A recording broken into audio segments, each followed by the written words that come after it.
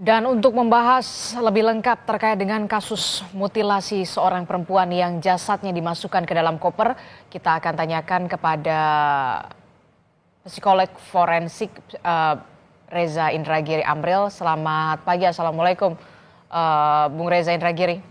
Waalaikumsalam, selamat pagi. Ya, Bung Reza, ini kan kita kembali dikejutkan lagi soal kasus mutilasi terhadap seorang korban yang masih kemudian jasadnya ditemukan di dalam sebuah koper dan ternyata dimutilasi. Jadi saya ingin tanya, sebenarnya apa saja faktor kemudian pelaku ini tega atau secara sadis melakukan pembunuhan disertai dengan mutilasi ini, apa saja faktornya sebenarnya?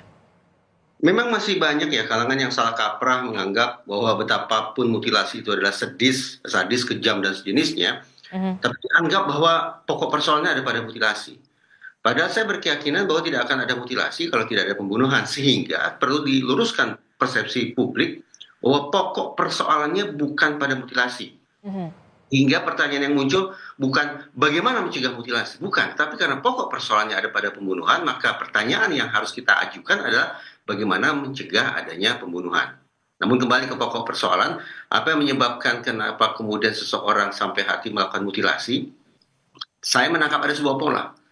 Bahwa maaf ini mudah-mudahan tidak menjadi pembelajaran keliru bagi pemirsa Kompas TV, tetapi saya melihat ketika ada kasus pembunuhan, kemudian ada mutilasi, tubuh korban ternyata coba dibuang dengan menggunakan koper.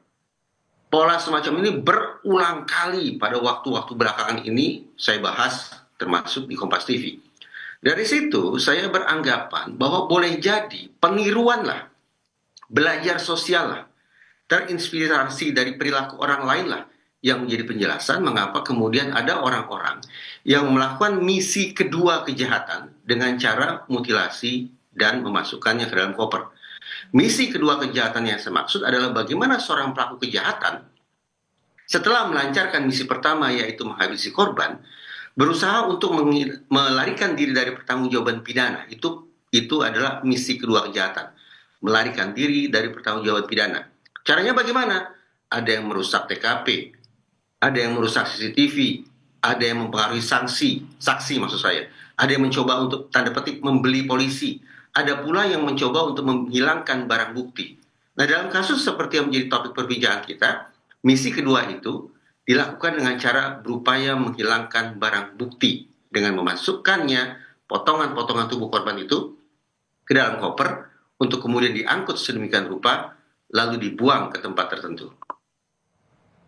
Oke, jadi misinya adalah karena ingin menghilangkan barang bukti atau menghilangkan jejak begitu ya untuk menghindari jeratan hukuman setelah melakukan pembunuhan disertai dengan eh, kegiatan mutilasi begitu ya, Bung Reza Indragiri. Tapi yang kemudian menjadi pertanyaan kita saat ini adalah begini, pelaku diketahui kalau tidak salah merupakan suami siri dari korban. Nah, biasanya faktor-faktor pembunuhan disertai dengan mutilasi ini eh, karena memang cekcok dalam rumah tangga atau faktor ekonomi atau semacamnya, eh, mereka gelap mata atau seperti apa sebenarnya, Bung Reza? Bahwa perkawinan itu sebatas dilakukan secara siri, sah tapi secara siri artinya tidak tercatat oleh negara, kita patut untuk berasumsi adakah persoalan ekonomi di situ. Bahwa kedua belah pihak barangkali tidak memiliki kesanggupan secara finansial untuk melanggengkan pernikahan mereka secara terbuka yang berkonsekuensi adanya pada kewajiban-kewajiban tertentu yang harus dilaksanakan oleh kedua belah pihak, Hmm. kendala finansial. Atau adakah kemungkinan bahwa pernikahan siri itu dilakukan karena ini merupakan sebuah relasi yang gelap sifatnya.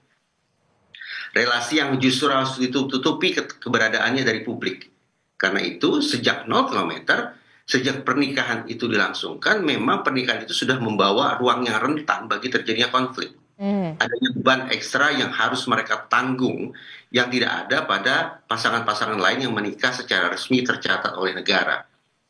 Dengan anggapan sedemikian rupa, maka sah bagi kita untuk paling tidak berspekulasi. Ini barangkali merupakan sebuah potret kecil tentang sebuah keluarga yang sejak awal memang sudah ditimpa oleh segala macam bentuk ketegangan di dalamnya. Ketika kemudian sebuah keluarga atau rumah tangga sudah rawan cekcok, ada sekian banyak sumber ketegangan yang tidak teratasi secara baik, maka hitung-hitungan di atas kertas KDRT akan menjadi tanda petik solusinya. Hmm. Karena hitung-hitungan di atas kertas juga secara teoritis, bahwa ketika seseorang dilanda oleh serba perasaan negatif, takut, cemas, frustrasi, marah, benci, dendam, cemburu, dan sejenisnya, maka berlanjut perasaan-perasaan negatif itu akan dimanifestasikan ke dalam perilaku kekerasan, perilaku agresif. Dalam kasus ini, perilaku kekerasan yang dilakukan adalah pembunuhan. Pembunuhan yang kemudian dilanjutkan dengan upaya untuk melarikan diri dari pertanggungjawaban pidana dengan memutilasi tubuh korban dan membuangnya sedemikian rupa. Terkait dengan kasus ini, Bung Reza Indragiri, berarti pelaku ini sudah seharusnya sepatutnya dijerat dengan pembunuhan berencana begitu? Ataukah kemudian ini Anda melihat ini adalah yang sudah direncanakan karena koper sudah disiapkan, kemudian juga sempat terjadinya itu di sebuah hotel begitu? Ataukah kemudian justru ada unsur spontan atau justru memang ini sudah direncanakan kalau menurut Anda? Seandainya koper itu disediakan sebelum terjadinya pembunuhan, maka patut kita menduga ini merupakan 340, pembunuhan berencana. Tetapi saya membayangkan bahwa hotel sesungguhnya bukanlah tempat yang ideal bagi seseorang untuk melakukan pembunuhan kemudian mutilasi sedemikian rupa. Kenapa? Karena hotel adalah wilayah terbuka, ruang yang tidak sepenuhnya dalam penguasaan si pelaku. Kalau si pelaku ingin perbuatannya tidak diketahui orang lain, maka semaksimal mungkin dia harus memilih wilayah yang tertutup yang tidak diakses oleh sembarangan orang, bahkan kalau perlu dialah satu-satunya pihak yang memiliki kekuasaan atas wilayah atau tempat tersebut. Jadi perkiraan saya, karena dia salah pilih lokasi, maka tampaknya ini bukan merupakan 340. Bahkan mungkin tidak pula 338 atau pembunuhan, tapi barangkali ada cekcok yang meledak sedemikian rupa, yang membuat pelaku naik pitam, kehilangan kendali diri, sehingga melakukan kekerasan. Dia sebatas melakukan kekerasan, namun berakibat fatal terhadap korban, karena korban kehilangan nyawa. Kalau situasinya sedemikian rupa, maka sekali lagi ini bukanlah pembunuhan berencana, ini bukan pula pembunuhan, tapi boleh jadi ini adalah penganiayaan yang mengakibatkan orang meninggal dunia. Pada titik itu tidak ada perencanaan, tapi bahwa pelaku kemudian berupaya menghilangkan tubuh korban dengan membeli koper misalnya, di situ ada perencanaan. Tapi perencanaan bukan terkait dengan pembunuhan, tapi perencanaan terkait dengan menghilangkan barang bukti. Karena perencanaannya bukan terkait dengan pembunuhannya, maka sekali lagi perkiraan saya ini bukan pembunuhan berencana, bukan pula pembunuhan, tapi akibat adanya sebuah ledakan emosional yang sesaat yang membuat seseorang gelap mata sehingga melakukan penganiayaan yang mengakibatkan orang meninggal dunia. Oke, jadi kalau dari analisa Anda ini bukan pembunuhan berencana, kemudian berawal dari adanya dugaan cekcok yang begitu sengit begitu ya, emosi yang begitu meledak-meledak dari pelaku begitu, ataukah memang di sana ada cekcok karena cemburu atau seperti apa? Anda melihatnya sampai kemudian si pelaku ini atau terduga pelaku ini sampai meledak emosinya kemudian melakukan penganiayaan hingga terjadilah pembunuhan ini atau kematian ini. Latar seseorang melakukan kekerasan termasuk pembunuhan secara umum ada dua. Pertama, latar yang sifatnya instrumental. Bagaimana seseorang melakukan aksi kekerasan termasuk pembunuhan guna mendapatkan manfaat tertentu. Hartakah, cintakah, atau bukan perasaan maksud saya, tapi hal-hal yang sesungguhnya ingin didapat dan hanya bisa diperoleh dengan cara melakukan aksi kejahatan terhadap target. Atau latar yang kedua, yaitu latar emosional, yang bersangkut paut dengan perasaan negatif yang tadi saya sebutkan.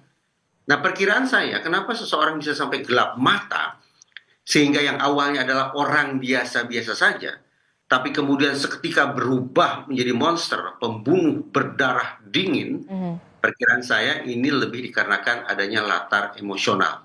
Mungkin ada perbincangan yang menyakitkan hati si pelaku, ada tindak tanduk yang membuat pelaku tersinggung sedemikian rupa, sehingga dia yang sekali lagi adalah orang biasa, bahkan berstatus sebagai suami, tapi justru dalam waktu sangat singkat beralih paras menjadi pembunuh terhadap istrinya sendiri. Perkiraan saya ini adalah agresi emosional ini adalah pembunuhan yang dilatar belakangi oleh ketersinggungan, amarah, ataupun perasaan negatif lainnya yang saat itu muncul pada waktu itu di situ.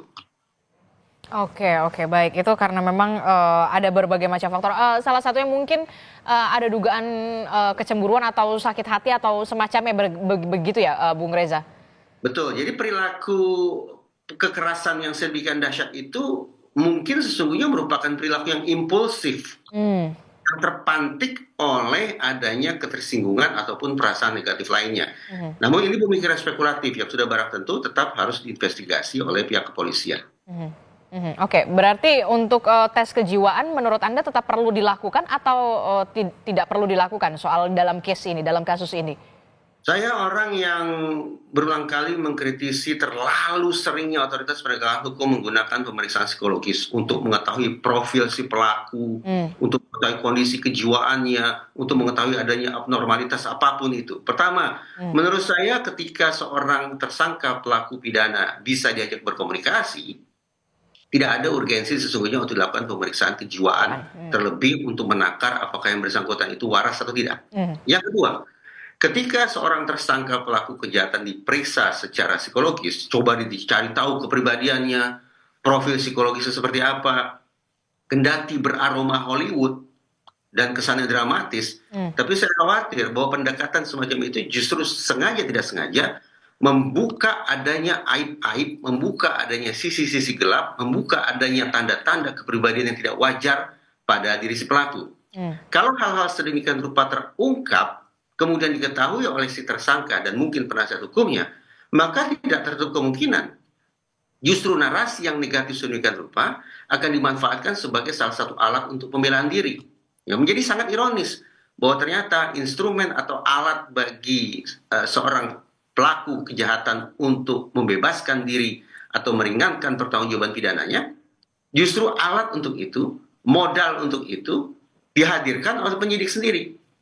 Penyidik yang kadung secara begitu bersemangat mencoba menerapkan pemeriksaan psikologis terhadap pelaku, kemudian menemukan sekian banyak hal negatif, diketahui oleh pelaku dan pelaku gunakan itu nantinya di ruang sidang untuk membela dirinya. Oke, itu jadi sepertinya tidak perlu dilakukan begitu ya, bisa jadi upaya untuk menghindari jeratan hukum begitu ya dari soal pemeriksaan kejiwaan. Nah, berarti kalau menurut Anda, Bung Reza Indragiri, jeratan hukum apa yang kemudian sesuai untuk bisa dilakukan oleh polisi terhadap pelaku? Kalau tadi Anda menyebutkan tampaknya ini ada dugaan bukan pembunuhan berencana, tapi kan kita mengatakan ini dilakukan juga pembunuhan disertai mutilasi yang bisa begitu sadis begitu ya, Bung Reza? Mutilasinya memang sadis. Membayangkannya saja memuncul kengerian yang amat sangat. Tetapi sekali lagi kita jangan salah kaprah.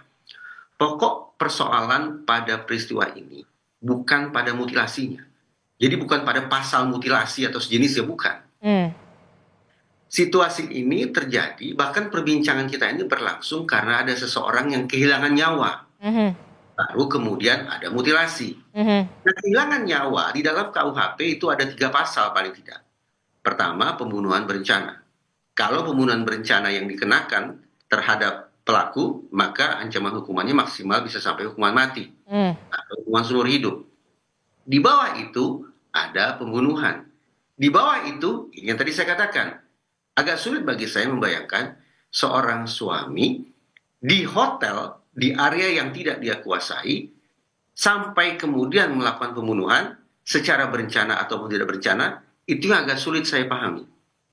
Karena itulah perkiraan saya, ketimbang menggunakan pasal pembunuhan berencana ataupun pasal pembunuhan, tidak tertutup kemungkinan yang dilakukan oleh si pelaku adalah tanda petik sebatas penganiayaan, melakukan kekerasan yang mengakibatkan Kematian. meninggal dunia. Berarti pasalnya adalah pasal penganiayaan yang mengakibatkan orang meninggal dunia. Relatif ringan, belasan tahun saja. Oke, baik. Nanti kita akan tunggu bagaimana pernyataan resmi dari pihak kepolisian terkait dengan perkembangan kasus ini, termasuk juga soal jeratan hukum yang nantinya akan dijerat oleh polisi kepada pelaku. Terima kasih Bung Reza Indragiri telah bergabung bersama kami. Sehat selalu dan selamat pagi.